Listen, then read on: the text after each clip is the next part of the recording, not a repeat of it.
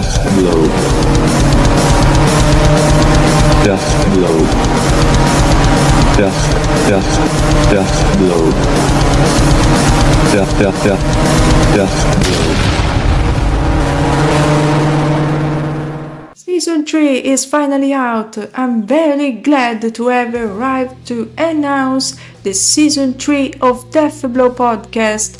We will have more interviews, more insights, more bands' histories, and much more. Stay tuned because Death Blow podcast is alive. Subscribe, like, and share as usual. Death Blow podcast is on Instagram, Facebook, and TikTok. Death Blow podcast has a website as well. Check it out. And an email that you can find in the description.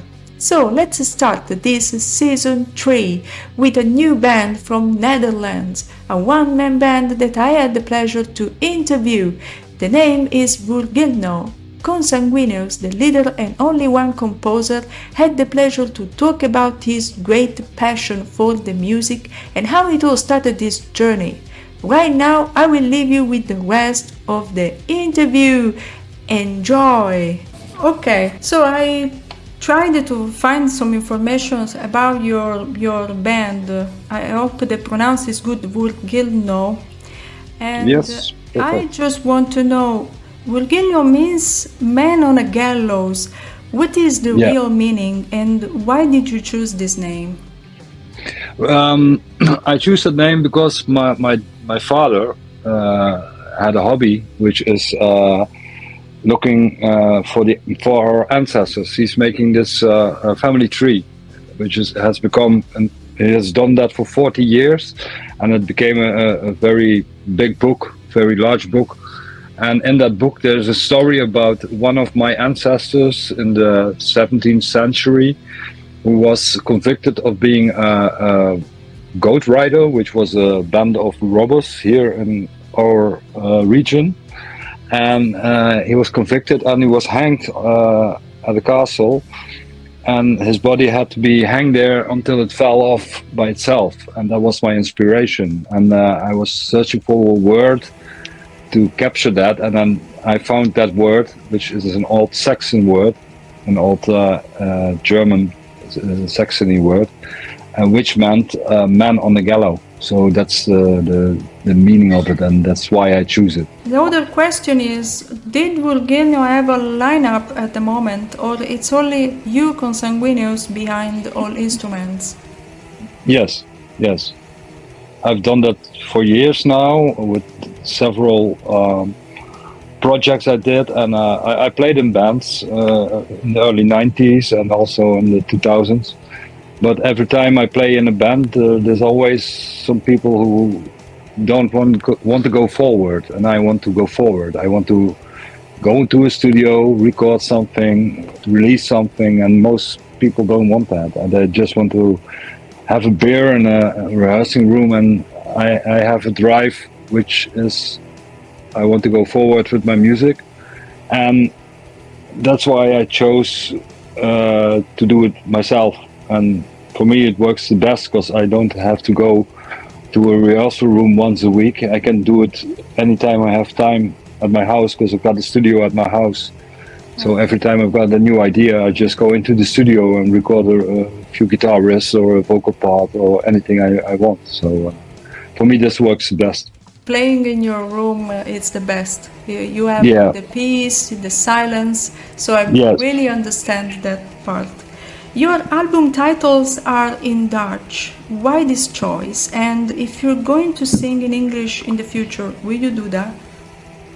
No, Wurgilno will always be Dutch. It's something which is natural to me.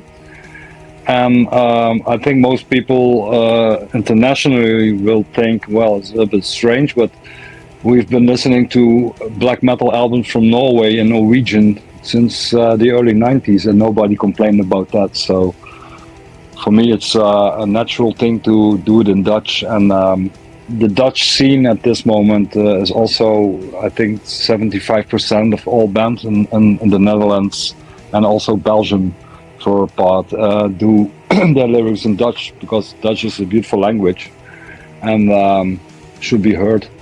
It all started with black metal project Mergeland. How it happened this passage from Mergeland to Wurgilno? Yeah, well, Mergeland was, I started that in 2020 during the lockdowns.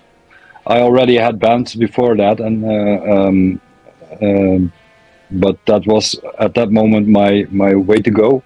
And it started after I visited the Mergel mines. So Mergel is a name, originates from a Roman name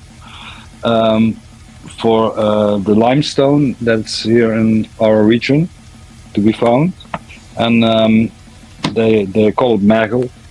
And there are mines in Maastricht. There are mines, old mines, where they used to get the stone out of the mountains, and you can visit those. And I visited one with one of those mines with my son, and they told all these stories about people that got lost in the mines, and you see all the drawings on the walls, and you see all the different things they used to do there, and that inspired me to write a few songs about that, and that became Mergeland. And that was during the lockdowns, and I did one demo with that. After the lockdowns, it went on ice. It went back into the closet, the project, and when I started writing music again in 2022, end of 2022, beginning 23, I choose a new name. But some of the riffs that are on this album, and even those complete song structures, are still from that period. So there are songs on this album which are already 4 years old. How it has started this collaboration with Fessner Death Records? Well, it was very funny because I recorded the first album, which actually was meant to be a demo, and I ordered the tapes for it at the factory, and on a Wednesday and I thought, well, I just put it on Bandcamp so people can pre-order the tape, and on Friday I got a mail from Germany, from Alexander from Fetsner Dead Records, saying, I love your album, can I release it on CD? And I thought, well, yeah, of course you can if you want. And that Saturday I signed the contract with the record company. So it went within a few days from being a demo, becoming an album, the first one, becoming an album in just 3 days. So that went pretty fast. And since then I work with him together on several of his releases, helping him with his artwork, helping with graphics, helping with the social media stuff, and he releases my albums. Because I know that you wanted to release even on tape one record. Why using the tape and not, for example, an LP or a CD? Yeah, well, I want to release it on LP, but I still haven't found a label who wants to release it on LP. Yeah, that's difficult. Tapes is just for the nostalgic. I have my own little label called Merg en Been, which means bone and marrow in Dutch, and I only do tapes. And that's something from which I always did since the 90s, and which works fine for me. And I do very small amounts, so they're always sold out, and you don't have to do a lot of work with factories and everything. You could do it by yourself, but I started with the Wurgilno. I started let factory do it and have the tapes printed and everything, and that works perfectly for me. You just send in your files and your artwork, and you get back a big box with cassettes, and it's perfect. And Fetsner Dead Records didn't do that before tapes. He only did CDs, and so he asked me if we could do this new one also on cassette, and we did it. So it has a special package with a little sack with a seal on it and everything, and comes a patch with it.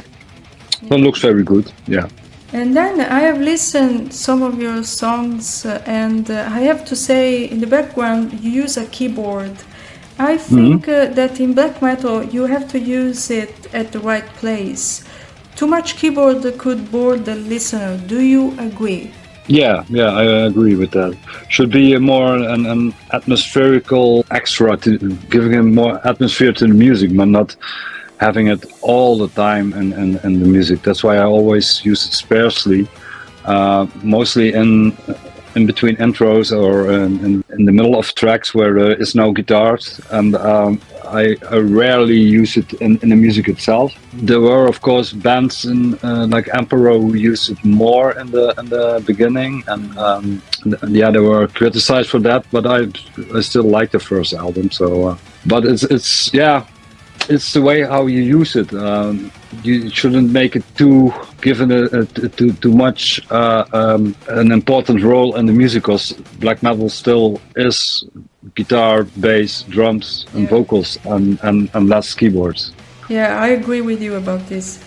What is the main theme of your lyrics, and what is the main concept behind your music? Well, Krijtland, the title of the album, symbolizes the region where I live, and the album is a sort of history about the region, and because it's a very rich history which started way before there were people.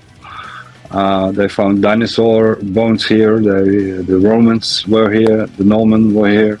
The first people that ever settled in the Netherlands lived here, precisely the place where I live at the moment.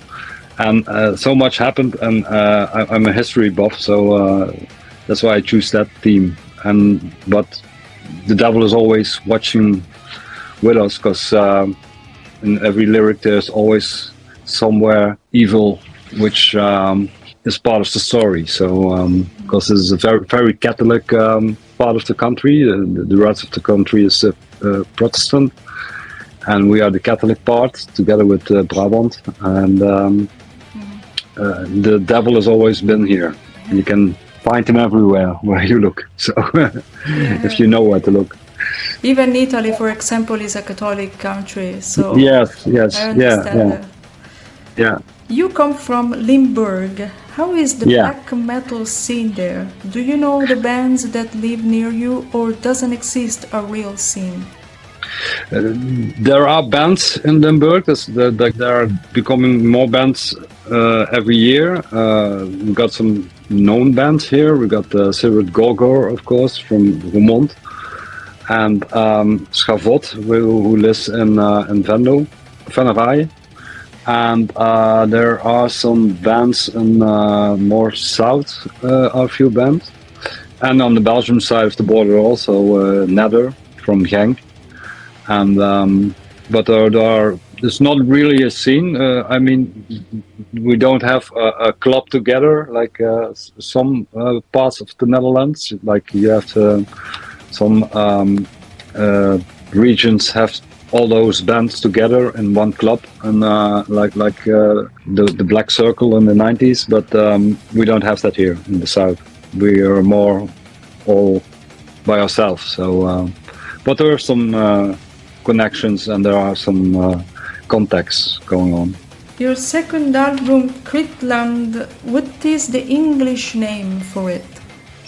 It's krijt, which is chalk, like the stone, and that's the same stone that's in the ground, and the mergel, which is another name for mergel stone, and so it is actually the same as Mergelland, but then with another name for the stone. A colleague of mine, her husband, also is a musician, but he writes more the folk music, traditional folk music, and they are pretty famous here in the region. And they released an album called Mergelland, and I first wanted to call it Mergeland, and then I said to my colleague, well, if I do that, then everybody will listen to search on Spotify for Mergeland and gets to your husband's album and has to listen to that crap. So I have to find another name, and she actually said you have to call it Krijtland because it sounds more powerful, and it's the same meaning. So that's why the album is called Krijtland. It's an homage to the ground of my region. How important is folklore in your songs? Very. I think it's very important to have your traditions and your folklore intact and not being chased away by all the modern stuff and the internet and all the American nice crap that comes overseas. We have to be proud of where we are or where we come from, and that's very important for me. This region is one of the oldest regions of the Netherlands. We have our own language, we have our own culture, which has more Belgian and France influences than Dutch. The Dutch people call us Burgundiers because we are for the food and for the drinks famous, and we have a totally different landscape here in the south than in the rest of the country because the rest is on the water and we're above the water. And it's for me very important that my children learn that this is a very important part of Europe, and that this heritage and this tradition stays alive. Yeah, in a way you remembered me about Bathory, for example, because for Bathory it was really important, the history. It's a shame that you don't have your video on because I'm actually wearing a Hammerheart Bathory shirt at the moment. So I have a yeah, oh you too. Blue Fight Death t-shirt. Yeah, but I have only the microphone on because I don't have a webcam for my PC. So, but Blood Fight Death is the best album together with Hammerheart about that. It's my first album I ever bought from my own money when I was, I think, 13 or so. I went to the city with my mother and we went to the record shop and I had my savings in my pocket, and my mother asked, what do you want to buy? And I said, Bathory, Bloodfire Dead. And the guy behind the counter went white and said, you have heard that? Because it's very brutal. And my mother said, if he wants to buy it, he has to buy it. And I bought it, and I still have it, and it's my most prized possession. So because it's my first album I ever bought for my own money. So Bathory is very, very important for me in my musical journey because what he did was phenomenal. So I agree. I'm a super fan of Bathory, so I really understand you about this. Yeah, me too. And how did you start to be part of music and be more passionate about it? It started very early. Well, I was 12 or 13 when I bought Bathory.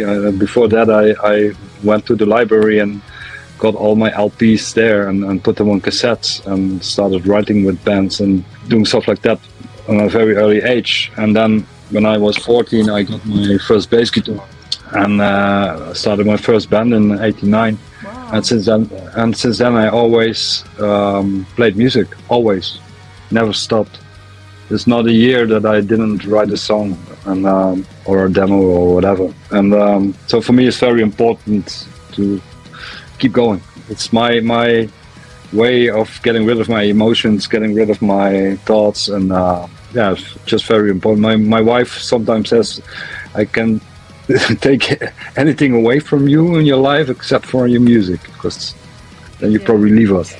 And she's probably right about that. Music is really important, and I totally understand. Yes. Because I am a musician myself, so I play guitar, I play keyboard, and for me it's really, really important to have a room to play and to have my own vision about it, to have my own perspective about the music, and I think it's really important that, so I totally understand you. Yes. Literally, It is just for a lot of people.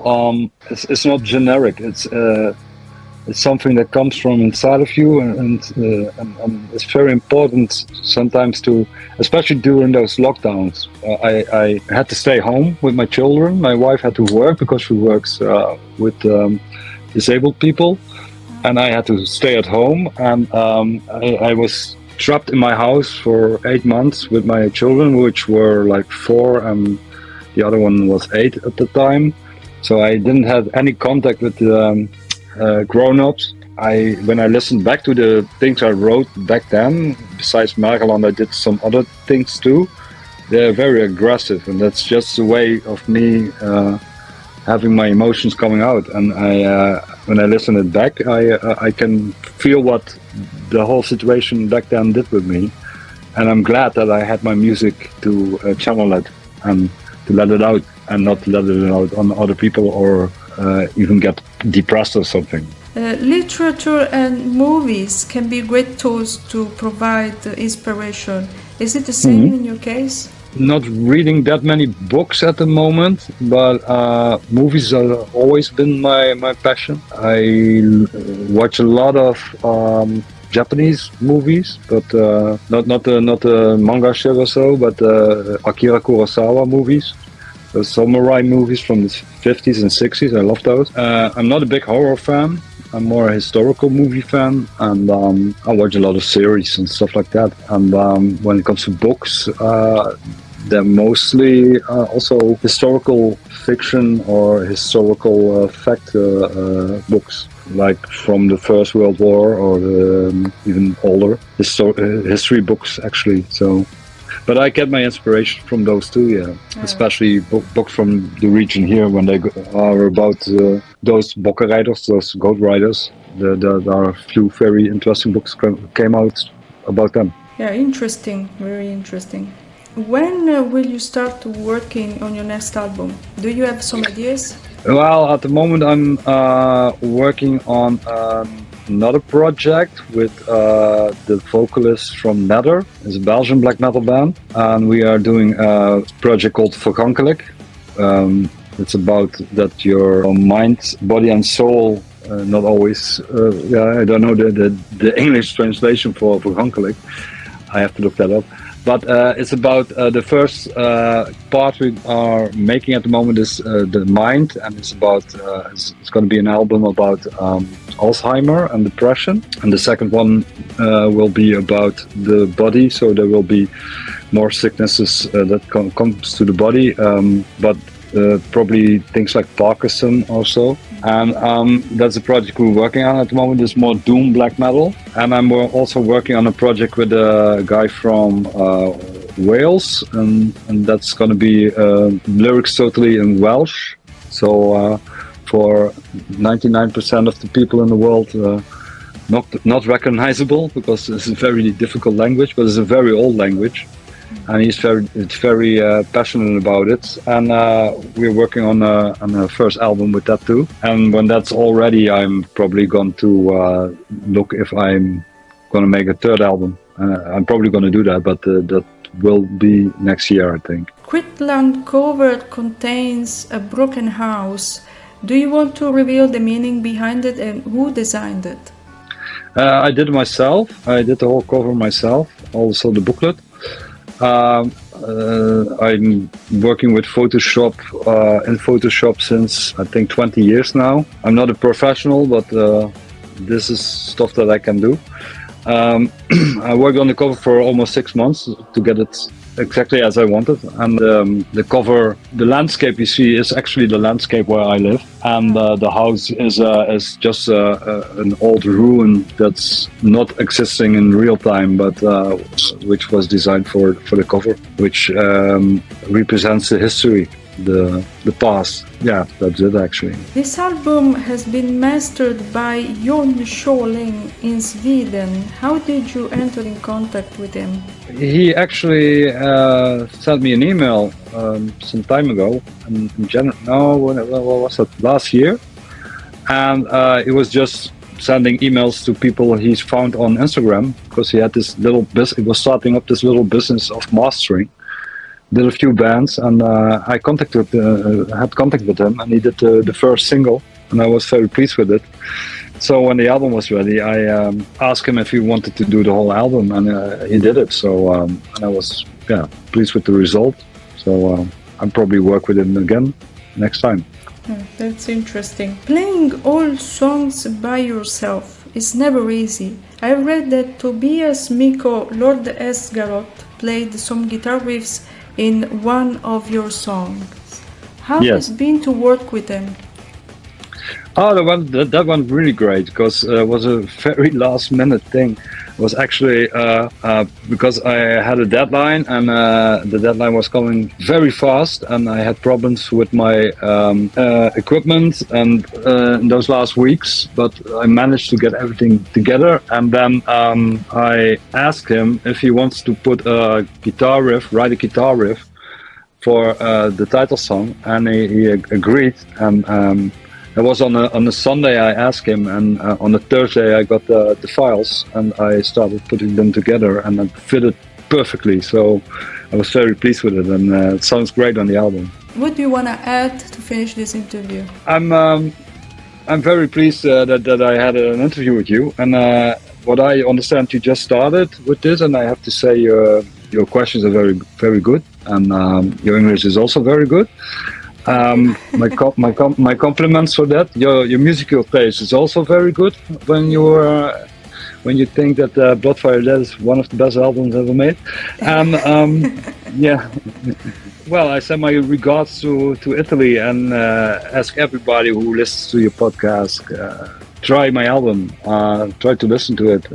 It's on Spotify, it's on Bandcamp, and if you really like it, you can buy it at my Bandcamp or at Fats the Dead Records. Yeah, I hope we speak again in the future. This is Vidal Kell, and I didn't present myself before, so I manage this Deathblow podcast. Check it out.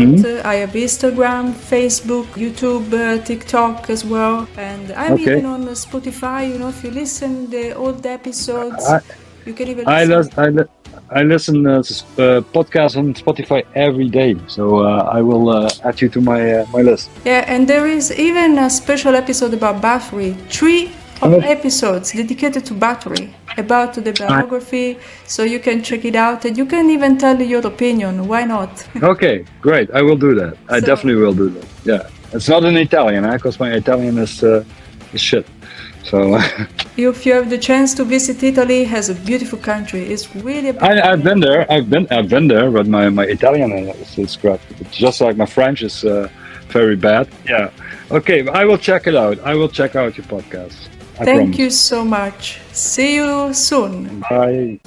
And that's all for this episode. Subscribe, like and share. Deathblow Podcast is even on Spotify, Apple Podcasts and other audio platforms. Follow me on Instagram, Facebook and TikTok for more information. See you soon, guys!